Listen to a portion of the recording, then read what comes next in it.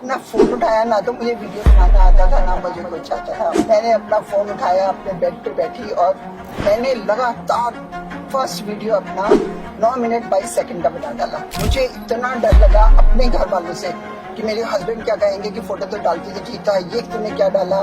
बच्चे कहेंगे मम्मी ये क्या कर दिया आपने। किस्मत मेरी इतनी अच्छी कि मुझे डिलीट करना नहीं आता था और वो डिलीट हुआ नहीं। 1 घंटे बाद जब मैंने फोन उठाया, इतने कमेंट्स, इतनी फोन कॉल्स, मेरी लाइफ का वो टर्निंग पॉइंट था।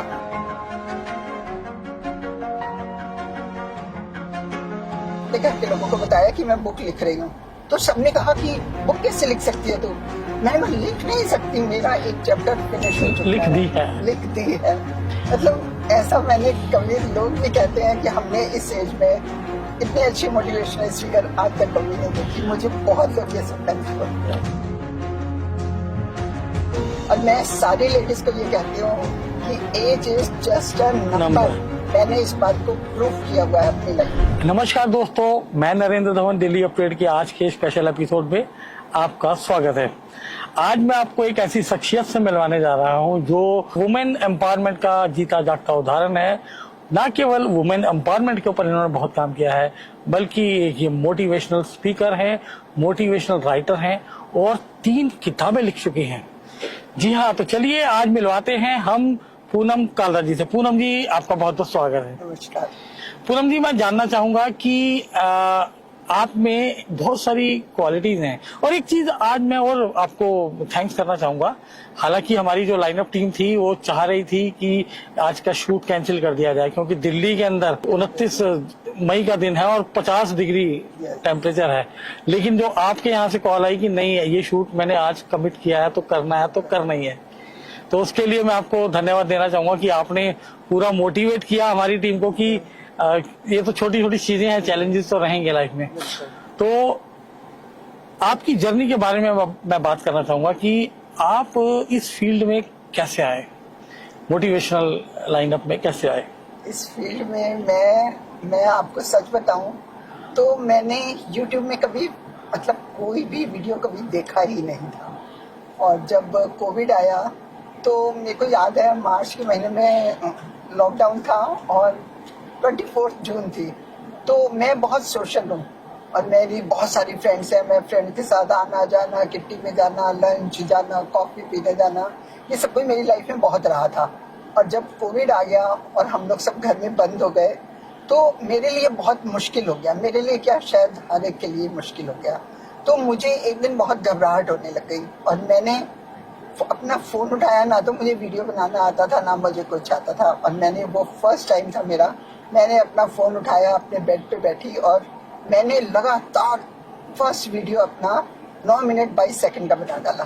टाइम भी पूरा याद है मैम? टाइम भी पूरा याद है, फर्स्ट वीडियो का याद है बस। उसके बाद मैंने उसको फेसबुक में डाल दिया। मैं फेसबुक में बहुत एक्टिव थी, रोज अपनी फोटो डालती रहती थी।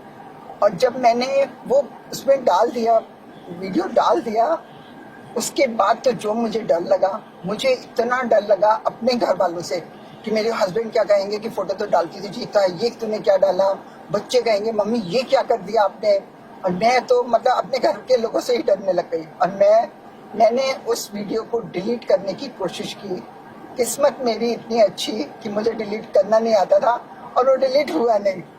मैंने 1 घंटा बिल्कुल फोन दूसरे कमरे में रख दिया और मतलब मेरी ऊपर की सांसें ऊपर, नीचे की नीचे, बहुत घबराहट मुझे। 1 घंटे के बाद जब मैंने फोन उठाया और मैंने साइलेंट पे फोन कर दिया था, 1 घंटे बाद जब मैंने फोन उठाया, इतने कमेंट्स, इतनी फोन कॉल्स, मेरी लाइफ का वो टर्निंग पॉइंट था। लोगों ने इतना पसंद किया। फेसबुक में मेरा पहला वीडियो 1000 व्यूज थे उसमें और लोगों ने मुझे बस कहना शुरू किया। लोग घर में बैठे हुए परेशान थे वैसे ही। और वो एक लड़की की कहानी थी। हर लेडी ने मुझे कहा कि पूनम ऐसे लगता है कि तूने हमारी कहानी सुना दी। और बस लोग मुझे बोलते गए वीडियो बना। मैं 7-8 वीडियो तक लोगों ने एक तरह से मुझे चलाया। 7-8 वीडियो के बाद तो मैं अपने आप दौड़ने लग गई। मेरा इंटरेस्ट बढ़ने लग गया। मेरा हर समय दिमाग घूमता रहता था कि मेरे मतलब कौन सा टॉपिक हो, इसमें कौन से पॉइंट्स हो। मतलब मैं इसमें घुसती चली गई सब। धीरे धीरे फिर दिमाग में मेरे आया कि मैं बुक लिखूं। वो भी मेरे घर वालों के लिए था कि ये बुक कहाँ से लिखेगी, ऐसे किसी ने कुछ ध्यान नहीं दिया, कुछ नहीं। उसके बाद मैंने मतलब पब्लिशर को ढूंढा, मैंने बहुत हाथ पैर मारे अपने, पब्लिशर को ढूंढा और फिर मैंने उसके बाद अब मानो मैंने बुक स्टार्ट कर दी। बुक जब स्टार्ट कर दिया मेरे घर में किसी को पता ही नहीं। जब उसका पूरा एक चैप्टर खत्म हो गया तब मैंने अपने घर के लोगों को बताया कि मैं बुक लिख रही हूँ। तो सबने कहा कि बुक कैसे लिख सकती है तू? मैंने कहा लिख नहीं सकती, मेरा एक चैप्टर फिनिश हो चुका लिख दी है। मतलब घर के लोग बहुत खुश हुए और उन्होंने मुझसे पूछा कि तूने ये सब कैसे किया सब।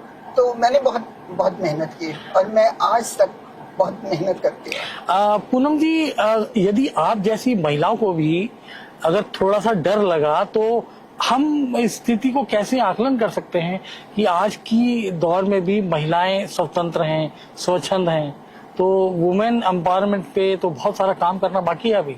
बिल्कुल, मैं वुमेन्स को बहुत मोटिवेट करती हूँ। मैं बहुत बहुत वुमेन्स को कहती हूँ कि आप घर बैठे हुए हो। अक्सर जब वुमेन्स बड़ी हो जाती है, उनके बच्चे बड़े हो जाते हैं, शादियां हो जाती हैं, वो 55-60 की हो जाती है और वो हमेशा ये सोचती हैं कि अब तो हमारी एज निकल गई, अब तो हम कुछ कर नहीं सकते। मैं कहती हूँ उनकी एज तो 60 पे शुरू होती है। मैंने तो पता नहीं किस एज में जाके ये सब शुरू किया। मेरा तो मतलब सब कुछ एक बहुत ही अजीबोगरीब कहानी है मेरी।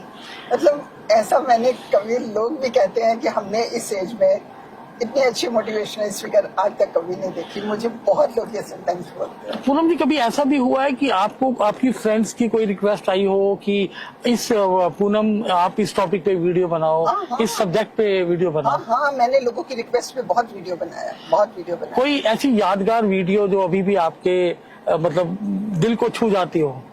नहीं, एक बार मेरे को एक मेरी फ्रेंड ने कहा कि वीडियो बनाओ कि 60+ में कैसे रहना चाहिए। तो मैंने कहा ठीक है। मैंने बस उसके 3-4 दिन बाद उसका वो वीडियो बना के और उसमें डाल दिया। मेरे लिए मुझे अब ना, मैं इस स्टेज पर आ गई हूँ कि मुझे कुछ भी मुश्किल नहीं लगता। मुझे लगता है मैं सब कुछ कर सकती हूँ और मैं सब कुछ करती हूँ। और मैं सारी लेडीज को ये कहती हूँ कि age is just a number. मैंने इस बात को प्रूफ किया हुआ है अपनी लाइफ में। मैं वहीं पर आ रहा था मैडम। पूनम जी, आपने मतलब इस एज के अंदर भी इस मुकाम को मतलब एक कोविड से शुरू होके आपने यहाँ तक ले आए। लेकिन अगर हम आज की डेट में देखते हैं, जो युवा है, हमारी यूथ जनरेशन है, वो बहुत स्कैटर्ड सी रहती है, वो डरी सी रहती है, कंफ्यूज सी रहती है, तो उनके लिए क्या कहेंगे आप? उसका पता क्या मेन रीजन क्या है कि जब पहले बच्चे 7th 8th 9th 10th ऐसे होते थे ना, तो बच्चे बाहर बहुत खेलते थे। मुझे याद है मेरा बेटा बाहर बहुत खेलता था, क्रिकेट खेलता था, बैडमिंटन, टेनिस, उससे कोई गेम नहीं छोड़ी थी क्योंकि उस समय फोन वगैरह कुछ थे नहीं। आजकल क्या है, बच्चे घर में बंद हो गए हैं, उनके पास फोन, लैपटॉप, उनकी जो स्टडी है, पेरेंट्स भी कहते हैं जी मेरा तो बच्चा पढ़ रहा है, ये तो सब कुछ इसी से सीखा है। और ये सब कुछ मतलब माँ बाप के दिमाग में बिल्कुल स्क्रीन टाइम बहुत बढ़ गया है बच्चों का। हाँ, बिल्कुल, वो हर समय उस पे रहते हैं। तो पूनम जी, जैसे कि हम बात कर रहे हैं वुमेन एम्पावरमेंट के ऊपर, हालांकि आज की दौर के अंदर तो सक्सेस पाना बहुत मुश्किल नहीं है, फिर भी युवा के अंदर इतना भटकाव क्यों है? युवा के अंदर भटकाव की एक तो मैं आपको बताऊं, एक सबसे बड़ा रीजन क्या है जो कि अभी कम होता जा रहा है। हमारे टाइम में होता था कि अगर पेरेंट्स इंजीनियर है फादर, तो बेटा इंजीनियर बने, बेटी इंजीनियर बने, फादर डॉक्टर है तो बच्चे वही बने। मैंने ये बात मैंने इतने वीडियोस में बोली है और इतने मैंने माँ बाप को समझाया है कि आप बच्चे को वो मत बनाओ जो आप उसको बनाना चाहते हो, आप उसको वो बनाओ जो बच्चा बनना चाहता है। क्योंकि बच्चा अगर जो बनना चाहता है, अगर वो नहीं बनता ना, तो सारी लाइफ उसके दिमाग में ये वाली बात घूमती है और वो कई बार वो अपने मतलब ओल्ड एज तक भी भूलता नहीं है कि मेरे को ये करना था और मेरे माँ बाप की इच्छा नहीं थी कि ये करूँ मैं। तो मैं कहती हूँ प्लीज ये वीडियो भी जो भी मतलब ये देख रहा हो, सब पेरेंट्स के लिए मैं कह रही हूँ कि आपका बच्चा जिस चीज में अच्छा है, जो कुछ वो करना चाहता है, आप प्लीज उसे वो करने दीजिए। उसमें वो जितना आगे बढ़ सकता है ना, किसी और चीज में नहीं बढ़ सकता। तो यानी कि हम मान के चलें कि आज के जो बच्चों पर पेरेंट्स का दबाव ज्यादा है, सोसाइटी का दबाव ज्यादा है। दबाव है पेरेंट्स का, लेकिन अभी थोड़ा बहुत पेरेंट्स ना थोड़े समझदार हो गए मुझे लगता है। तो शायद कई बार भी पेरेंट्स अभी थोड़ा नहीं बोलते, लेकिन फिर भी कई बार पेरेंट्स चाहते हैं। और फिर पेरेंट्स में सबसे बड़ी गलती पता क्या है, मान लो आपके 2 बच्चे हैं तो दोनों बच्चों का इंटरेस्ट सेम नहीं हो सकता कभी भी। एक बच्चा अगर पढ़ाई में बहुत अच्छा है हो सकता है दूसरे की ड्राइंग बहुत अच्छी हो, वो ड्राइंग में पता नहीं कहाँ निकल सकता है, लेकिन जो बच्चा पढ़ाई में अच्छा है ना, तो पेरेंट्स को लगता है कि ये दूसरा बच्चा पढ़ाई में अच्छा नहीं है, वो उसको बार बार कहते हैं कि देख वो इतना अच्छा है, तू तो पढ़ता ही नहीं है, तू तो ये नहीं, तेरे मार्क्स कम आते हैं।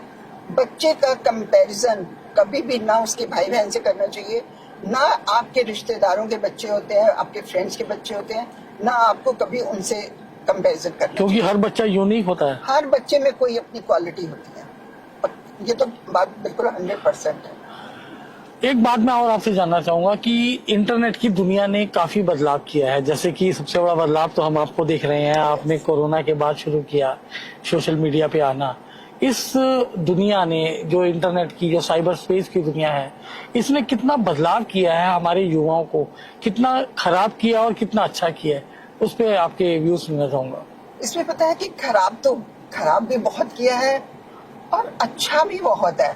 अब सोचो, मैं आज यहाँ तक पहुंची इसी वजह से पहुंची, मैं सोशल मीडिया की वजह से ही पहुंची, अपने फोन की वजह से पहुंची। मेरे हाथ में फोन नहीं होता तो मैं आज जो यहाँ बैठ के तो सोशल मीडिया के तो बहुत सारे एग्जांपल्स आए हैं। अभी रिसेंट में जो केस हुआ था पुणे के अंदर, जो कार एक्सीडेंट हुआ, अगर सोशल मीडिया नहीं होता तो वो केस पूरा पता ही नहीं चलता, अलग से कर देते उसको। क्योंकि आजकल तो कहीं कुछ भी होता है तो कोई ना कोई फोटो खींचने वाला वहां खड़ा ही होता है, वो फोटो क्लिक हो ही जाती है, कहीं पर कुछ भी हो रहा हो। लेकिन फिर भी आप क्या सजेशन देना चाहेंगे युवाओं को कि अपना स्क्रीन टाइम कितना कम करें? देखो, स्क्रीन टाइम उनका कम नहीं हो सकता, मैं आपको सच बताऊं, क्योंकि उनकी जो स्टडी है वो स्टडी भी सारी लैपटॉप पर ही है ना, उनको कुछ पढ़ना है, कुछ उनका वो सब कुछ भी है, उनकी वो नहीं हो सकती। मैं एक चीज माँ बाप को कहना चाहती हूँ कि माँ बाप जो है, जब लड़कियां पढ़ रही होती हैं, मैंने रियलिटी में ये बहुत देखा है कि जब 21-22 साल की लड़की होती है और वो पढ़ रही होती है, उसका कॉलेज खत्म हुआ होता है या उसकी कोई एक डिग्री हुई होती है, वो मास्टर्स कर रही होती है, कुछ है, माँ बाप को लगता है नहीं नहीं ये तो 21-22 साल की हो गई, इसकी शादी कर दो, लड़का बहुत अच्छा मिल रहा है उसकी शादी कर दो। मैं सारे पेरेंट्स को कहती हूँ कि लड़की जब तक पूरी अपने पैरों पे खड़ी ना हो जाए, या तो बिजनेस करने लग जाए या जॉब करने लग जाए, तब तक आप उसकी शादी नहीं करोगे। ये सेंटेंस बहुत कॉमन है कि लड़का अच्छा मिल रहा है इसकी शादी कर दो।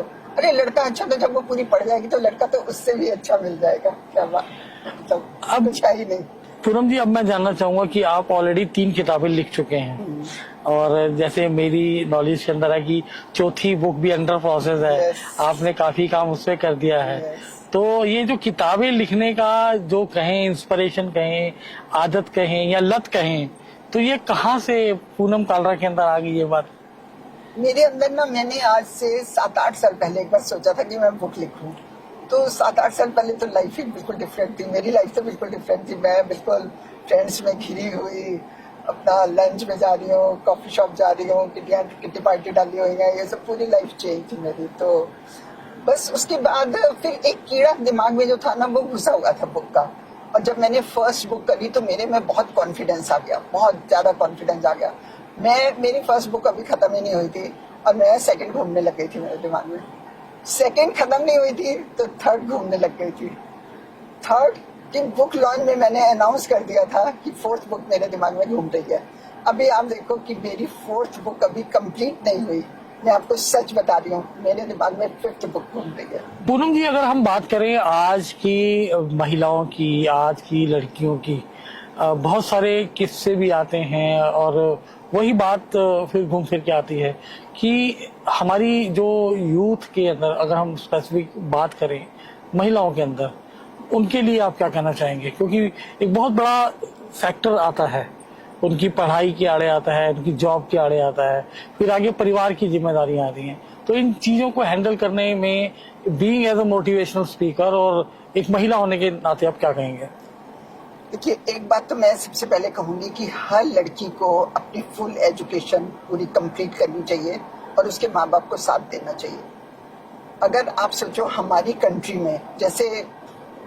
में जैसे मेंस काम करते हैं सब, लड़कियां तो 3-4% भी काम नहीं करती।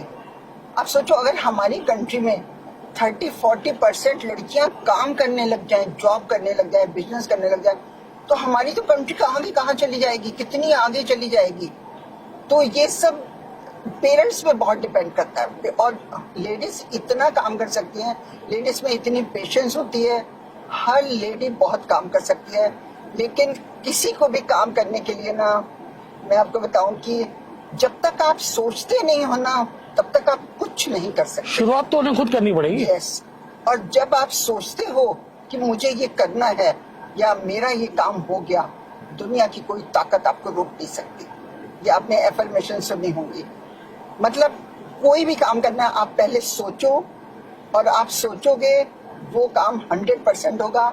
मैं आपके सामने एग्जाम्पल बैठी हुई हूँ, मैंने बहुत सारे काम ऐसे किए हैं जो मैंने सोचा, मैंने मुझसे बोला और मैंने ये कहा। मैं आपको अपना एक एग्जाम्पल देती हूँ, आप हैरान हो जाएंगे। मेरे 10-15 वीडियो थे, मुझे पता नहीं लगता था कि मैंने अगला वीडियो क्या बनाना है।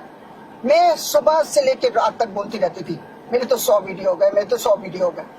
मैं फिर कई बार मैं सोचती थी कि पूनम तो पागल है क्या, ये कैसे बोलती है कि 100 पूनम जी, वीडियो हो मैं गए। अगर आपको यहाँ पे टोकता हूँ कि अगर यही बात अगर आप आज से 30 साल पहले करते तो घर वाले भी आपको नहीं करना देते शायद, कि सारा दिन वीडियो बनाते रहते। तो दिमाग में नहीं आया उस समय। हर चीज का ना एक टाइम होता है, शायद मेरी लाइफ में ये टाइम था कि मुझे इसी टाइम पे शुरू करना था। और आप सोचो कि मैं बोलती रहती थी मेरे तो 100 वीडियो हो गए, ये नहीं कि मेरे 100 वीडियो हो जाएंगे, आपने ये नहीं बोलना, आपने बोलना हो गए। मेरे 100 वीडियो हो गए, उसके बाद मेरे 100 वीडियो हो गए, फिर मैंने बोलना शुरू कर दिया मेरे तो 200 वीडियो हो गए। आप मानो मेरे 200 वीडियो हो गए, फिर मैंने बोलना शुरू किया मेरे तो 300 वीडियो हो गए। अरे क्या बताऊं मैं आपको, 300 वीडियो हो गए। फिर मैंने पावर ऑफ अफर्मेशन, 400 वीडियो। हाँ, पावर कि मैं बोलती थी कि मेरे वीडियो हो गए 400 हो गए, इस समय 420 है, और अब मैं बोलती हूँ मेरे तो 500 वीडियो हो गए। और आप देखिएगा अगले इंटरव्यू में 500 क्रॉस किए होंगे मैंने। अब हम बात करते हैं Poonam Kalra, motivational speaker, motivation writer की। Poonam Kalra itself motivational speaker है, पर पूनम कालरा को मोटिवेशन कहाँ से आती है? मुझे कहीं से, मुझे आज तक किसी ने मोटिवेट नहीं किया, मैं अपने आप ही मोटिवेट कर लेती हूँ। Self recharge. यस, मेरा जो मन करता है मैं वो सब कुछ करती हूँ। मेरे को सबकॉन्शियस माइंड, कॉन्शियस माइंड की पूरी नॉलेज है कि रात को सोने से 5 मिनट पहले आप सब अच्छी बातें सोचो और अपनी लाइफ में जो कुछ आप करना चाहते हो आप वो बोलो कि ये काम हो गया। और आपको पता है कि इसमें मैं बहुत शॉर्ट में आपको बता रही हूँ, आपको पता है कि रात को जब हम सोते हैं हमारा कॉन्शियस माइंड 5 मिनट पहले बंद हो जाता है, और वो जो मैसेज सब कॉन्शियस माइंड को दे देता है, सब कॉन्शियस माइंड रात भर उस पर वर्क करता है, और फिर सुबह उठ के वो मैसेज वो कॉन्शियस माइंड को दे देता है, और हम दिन भर वो सोचते हैं। अगर हम रात को ये सोचते हैं कि आज तो हमारा दिन में कोई काम ही नहीं हुआ, ये नहीं हुआ, वो नहीं हुआ, सब कॉन्शियस माइंड सारा रात उस बात को सोचेगा, और हम दूसरे दिन भी सारा दिन वही सोचते रहेंगे। लेकिन मैं कभी ये नहीं करती। मेरी लाइफ की जितनी अच्छी बातें और मैं जिंदगी में जो कुछ चाहती हूँ, मैं हमेशा रात को सोने से पहले और सुबह उठते साथ वो बोलती हूँ, और ये बात मैं बोलना कभी भूलती नहीं हूँ। पूनम जी, अब जाते जाते अब आपकी तरफ से क्या संदेश होने वाला है युवाओं को और बच्चों को? मैं युवाओं को तो बस एक संदेश देना चाहती हूँ, लड़कियों को मैं ये कहना चाहती हूँ कि अपनी पढ़ाई कंप्लीट किए बिना कभी शादी मत करना। माँ बाप मान जाए तो ठीक है, अगर माँ बाप नहीं माने तो आप मत मानना। और लड़कों को मैं एक मैसेज देना चाहती हूँ कि 18 से 25 साल की एज में कोई भी अगर आपका फ्रेंड आपको कहता है कि एक बार सिगरेट पी ले या एक बार कोई ड्रिंक ले ले या कुछ की सिर्फ एक बार ले ले, मैं सारे बच्चों को, सारे लड़कों को कह रही हूँ कि आप एक बार भी फर्स्ट टाइम भी नहीं लोगे, क्योंकि फर्स्ट टाइम मीन्स हैबिचुअल। आप फर्स्ट टाइम भी कभी नहीं लोगे। आपके पास जिंदगी पड़ी है 25 साल के बाद ये सब कुछ करने के लिए। 25 साल तक आप पूरे अच्छे स्टैंड हो जाओ और पूरी लाइफ आप एंजॉय करोगे। तो ये थे पूनम कालरा जी, जिनकी जर्नी के बारे में, जिनके बारे में हमने आज आपको बताने की कोशिश की, और उम्मीद करते हैं आपको हमारा ये एपिसोड पसंद आया होगा। फिलहाल के लिए इतना ही, शीघ्र मिलते हैं आपके लिए एक नए एपिसोड के साथ। तब तक के लिए जय हिंद, जय भारत।